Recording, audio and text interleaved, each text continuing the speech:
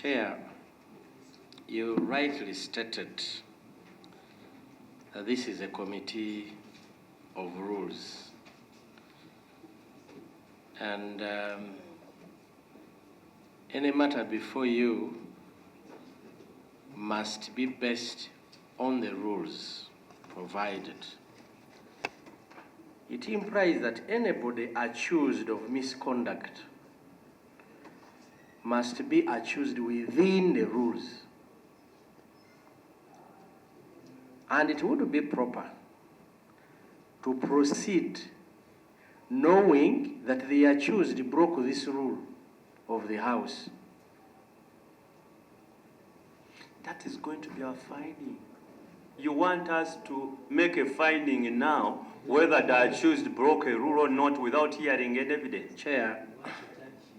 Please. Chair. Honorable Nsamba, let's proceed. Why are we here? We are here to find out whether there was any rule breached or not. Chair, you earlier guided me that I was out of order because and I'm sure you realize you are out of order. Because I was not specific on which rule I was speaking with. Can you now go back to the rule on which you are raising that point? Chair, the reference to the rule is under Rule 175. That was what referred to us. And 175. Chair, yeah, 175, Chair, is broad, and there is nowhere where they say that the accused broke this rule of the House. Oh, come on. At this level, before you start the investigations, you should know which rule the member before you 175. broke. What does it say? Whether Tell this House what it says. You see, first of all, I think the beauty, you know, that the rules is my comfort zone.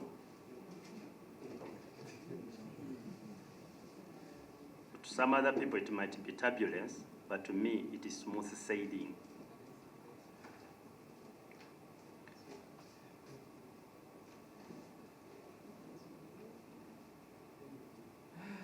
The issue has been ruled upon, and let's proceed.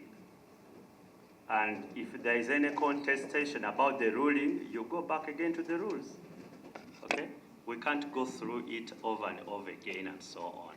If there is any contestation about the chair's decision or ruling, you go back again to the rules.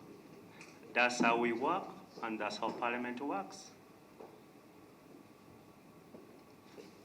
So, the honourable colleague wanted to raise a point. Next time, then you raise the point. Now, you have a handicap that I can't see you.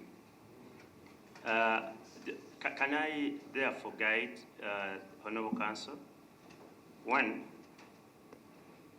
you need to study this. Do you need any of these people who presented to cross-examine them, and then we give you a date when you are ready?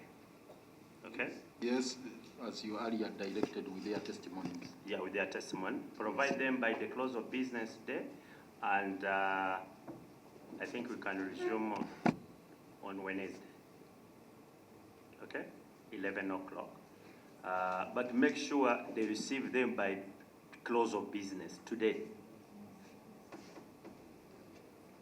Okay? Yeah. And then we can resume 11 o'clock on Wednesday.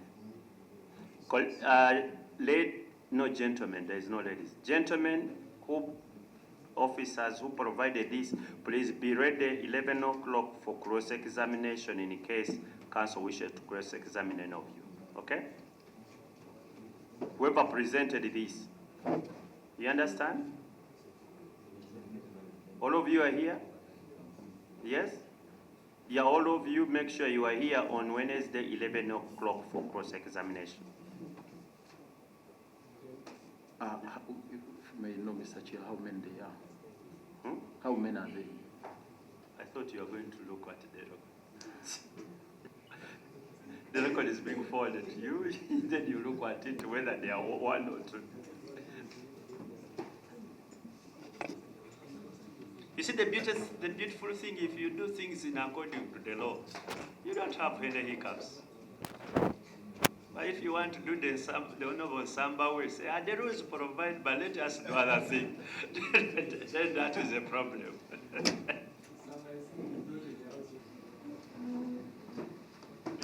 Proceed, Honorable Nsamba, please. Chair, I am a member of the opposition, and you are aware that we are currently out of Parliament about matters of abduction of our people in this country. The matter before you is a matter of abduction. Honorable Zaake rose in Parliament, I was there, talking about matters of abduction. Chair, procedure. No. Please. Let me listen to him. And if you read the answer, I like you colleagues to have very strong shock absorbers. This is the only way we can handle matters of this nature. And you must be as patient as possible, because any proceedings I share, I have a judicious mind. Matters, this is a quasi-judicial. So let's listen to what the Honorable Patrick says, and we shall make the necessary decisions. Proceed. yes, Mr. Chair. On that day I was in Parliament, and Honorable Zaake rose on the matters of abduction of Ugandans. We are here seated today when our fellow colleagues of Parliament are out of Parliament on the same matters of abduction. Wouldn't this committee chair wait until the entire Parliament resolves on this? Because at where we are as Parliament, we are at a standstill over matters of abduction of Ugandans. Here we are, you're here calling Honorable Zaake, a member of the opposition, to come and hear matters, accusations on matters of abduction. So, Chair, I'm just raising a procedural matter. I'm not a member of this committee, but I'm a member of Parliament. Okay. Now let me guide. Whenever you raise a procedural point, the first issue must raise under what rule? And I have been listening to you patiently for you to cite the rule of procedure you are raising on. I've been patiently waiting the rule on which you are rising. Because you see, colleagues, we are governed by nothing other than the law. And the rules are very clear. If you are rising on a point of procedure, mention the rule. That's the only way I can rule either way. If you rise on a point of procedure, then you make a general submission, not anchored in the rules. How do you expect the chair to guide?